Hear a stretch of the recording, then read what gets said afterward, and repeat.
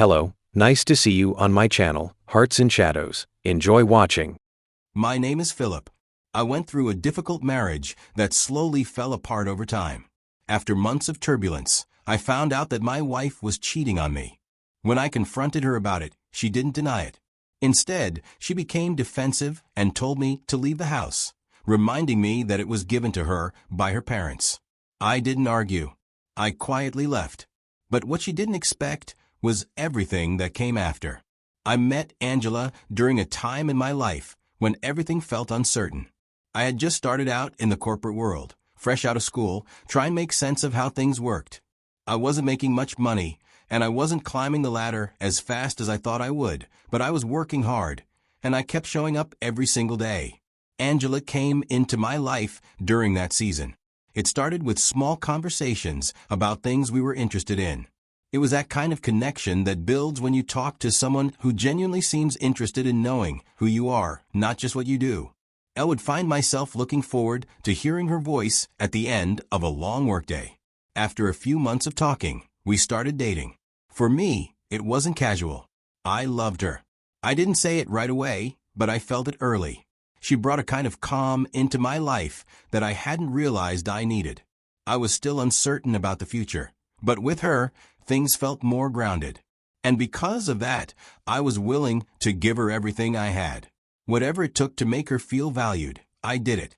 3 years into dating, we decided to get married.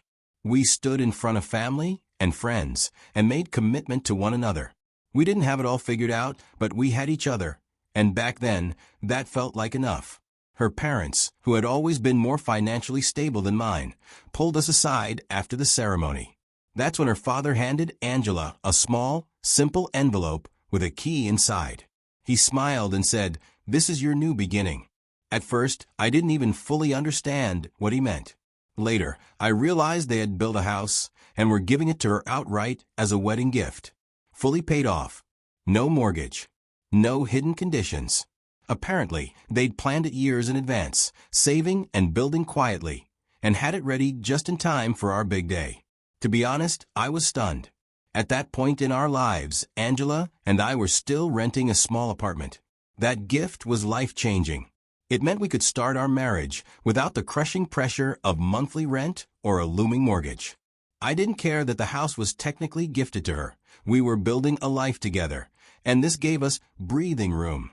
The first few months in that house were some of the most peaceful. There was balance. I remember thinking, this is what marriage is supposed to feel like. Back then, we were just two people trying to grow, side by side. That house felt like a foundation of hope, stability, and shared dreams. I had no idea that years down the line, it would be the very thing used against me. Looking back, I can't say our marriage broke overnight. Over the years, I began to notice changes in the attitude of my wife. I was career-driven, yes, but not obsessed. I believed in putting in the work, but also making time for the people you love. That time mattered to me. At some point, Angela started to match or even exceed the career energy I was putting into work. And on the surface, I respected it. She was passionate, smart, and I wanted to be the kind of husband who encouraged her growth. But the problem wasn't that she became ambitious. It was how that ambition began to take over everything else. She started working later and later. At first, it was the occasional late night at the office. Then it became the norm. She'd say things like, "This project is high priority," or "We have a team strategy meeting," or "We're going off-site for training." Those trainings and events started happening out of town. First, once every couple of months. Then, almost every other week. And I kept trying to be supportive. But I'd be lying if I said it didn't hurt watching her drift further and further from the home we shared. On the days when she was home, she was usually drained. Conversations were brief. We'd talk about things like who was picking up groceries, what bills were due, or which one of us needed to call a family member back. There was no warmth in it anymore. Intimacy disappeared. Not just physically, I mean the closeness, the inside jokes, the playful nudges, the simple "how was your day?" that meant something. It faded, and I started to feel like a background character in my own marriage. What made it even harder was that I didn't know how to bring it up without sounding selfish. She was chasing success, and I knew how much that meant to her. So I swallowed a lot of the frustration, trying to believe it was just a phase. There's something deeply unsettling about living in the same house with someone who no longer talks to you like they used to. At first, it was just small things. But over time, it got worse. Real conversations became rare, and when we disagreed on anything, it would escalate faster than it used to. And once the argument hit that boiling point, Angela would shut down completely. No explanations. No attempts to resolve it.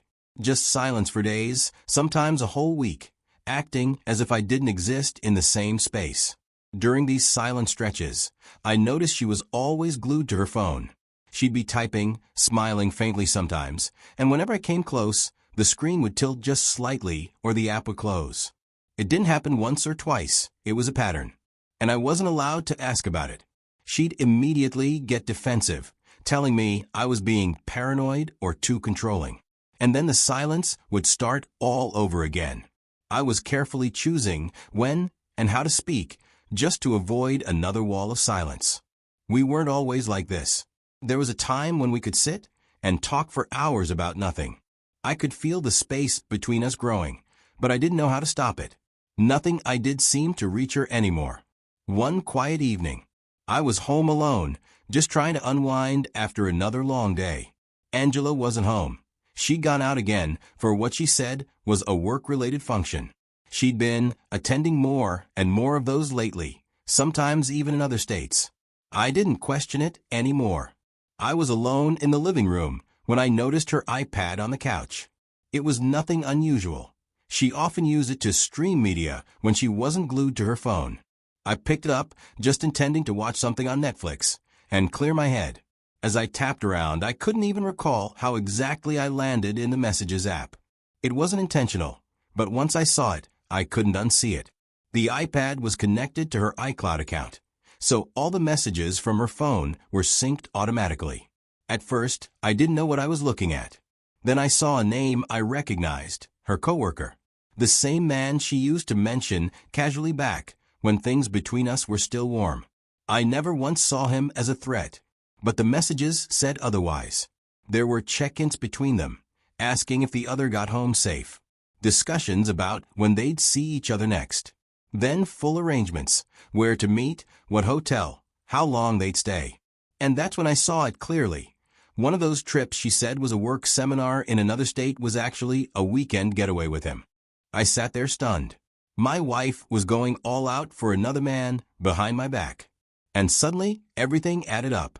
The extra effort she'd been putting into her appearance before leaving for work. The sudden obsession with traveling out of town. The nights she came home and could barely look me in the eye. The fake seminars that didn't show up in any of her company's official calendars. The way she clutched her phone like it held her entire identity. And all the while, I was the one walking on eggshells, afraid to ask questions because I didn't want to seem insecure. That night, I felt something in me break. But I didn't lose it. I didn't confront her right away. I knew her well enough to know she'd twist it. If I just showed her the messages, she'd find a way to make herself the victim. And if I didn't have enough to corner her, she'd deny everything and somehow flip the blame back to me. I shut the iPad and sat with the weight of what I had just seen. I needed more. Not just proof, but a plan. Because what I saw wasn't just cheating. It was disrespect at a level I never thought I'd experience in my own home.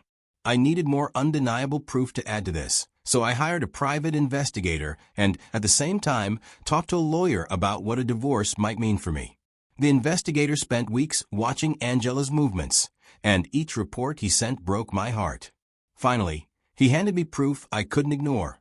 Photos and videos of Angela and her co-worker together outside the office at places they shouldn't be. Their company, where both of them held senior positions, had clear rules against that kind of relationship.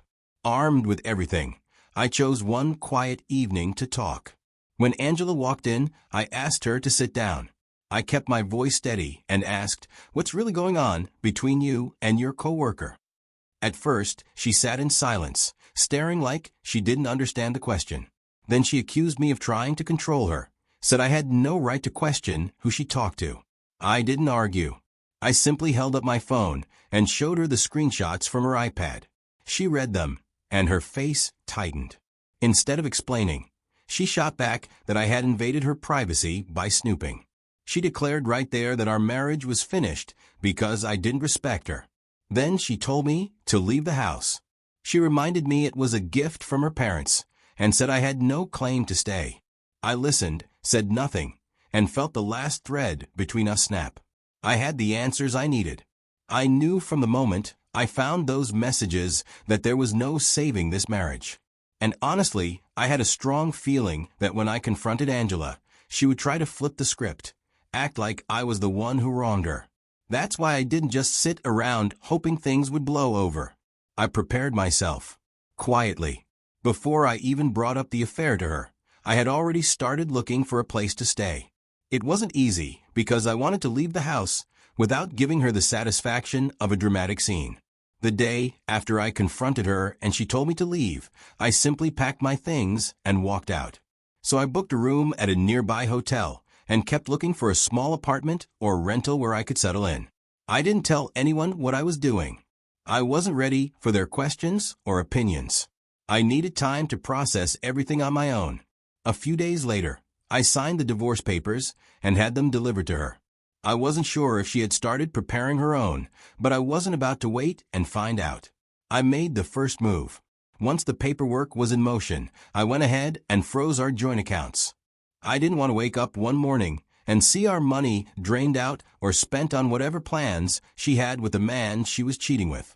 Of course, she tried to push back, claimed she had rights to certain things, tried to make it seem like I was reacting out of emotion. But the truth is that her infidelity wasn't something she could spin into a misunderstanding. It was clear. It was deliberate. And it was damaging. The divorce process wasn't quick. It took months. Anyone who has been through it knows how slow and stressful it can be. Every little thing becomes paperwork. Assets had to be split, legally, fairly. I didn't try to take what wasn't mine, but I made sure I wasn't cheated out of what I had helped build during the marriage. I listened to my lawyer. I followed every piece of advice carefully. Once the divorce was almost finalized and everything was already divided up between us, I did something that Angela and her lover didn't see coming. I filed a lawsuit against her coworker for alienation of affection. That's a legal term some states still recognize. It basically means I held him responsible for interfering in my marriage and playing a direct role in destroying it. I wasn't just angry that he slept with my wife. I was holding him accountable for the part he played in breaking something sacred I had spent years building. Now, I didn't rush into it emotionally. I waited until things were almost settled legally between me and Angela. I wasn't about to risk the divorce dragging on or affecting the way our assets were divided. But once I was in the clear and my lawyer gave me the go-ahead, I filed the paperwork. I had already gotten evidence through the private investigator. Not long after the court summons was delivered, her lover reached out to me directly, panicked. He asked if we could find a way to settle outside of court. Said he didn't want this mess reaching his workplace or affecting his family. I could hear the fear in his voice. He knew the fallout was going to be massive if this became public. But I wasn't moved. I just made it clear that the lawsuit would go forward as planned. Then Angela called me for the first time in a long while, pretending like she wanted to make peace. But it wasn't really about peace. She was trying to downplay everything, acting like I was dragging things out unnecessarily. She said the marriage was already over, that filing the lawsuit was too much, that I didn't have to take it this far. I listened. And then I told her plainly, "You don't get to decide how far I go. You made your choices. Now I make mine. If the court ruled in my favor, then so be it. If the public found out, that was on them. But what I wasn't going to do was let it all slide just because they were suddenly uncomfortable. Once the lawsuit became official, word started spreading because it was documented, serious, and public. Angela and her lover both held higher-up positions.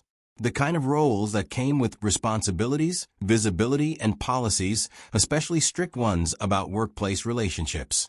Their company had a clear code of conduct against affairs between senior staff, especially if it created a conflict of interest or damaged the company's image. They had broken that code. Repeatedly. Now, I could have waited for the lawsuit to do all the talking, but I didn't want to leave anything to chance. So I took one more step. I compiled all the evidence I had and sent it anonymously to the company's HR department. It didn't take long. Within a week or so, I started hearing whispers from mutual contacts. The company had launched a formal investigation. Angela and her lover were both quietly suspended while the matter was being reviewed, but I knew what was coming. Then came the lawsuit verdict. I won. I didn't celebrate like I'd won a jackpot because, truthfully, the money wasn't the reason I filed in the first place. And when the lawsuit made headlines in certain circles, their company couldn't ignore it anymore. They were forced to act. Not long after, both Angela and her lover were terminated from their roles. The damage had reached their front doors. Angela found out before I did. She got the email, the letter, whatever it was. And shortly after, I got a message from her. A long, emotional text filled with insults and pure rage. She called me all sorts of names, accused me of ruining her life, said I was heartless, said I didn't have to go that far. But I didn't respond, because in that moment, I knew something she didn't. Justice isn't always loud. Sometimes it's a quiet, cold reminder that actions have weight. Looking back now, I wouldn't wish that kind of betrayal on anyone. It wasn't just the cheating. It was the way it all unfolded. The silence, the lies, the cold distance that crept in so gradually. Being kicked out of a home I once believed we built together. Being blamed for snooping instead of being respected enough to be told the truth. It was a lot. But here's the thing. I kept my head clear, even when my heart was a mess. And I used my pain as fuel. And I let the truth speak louder than any emotion ever could.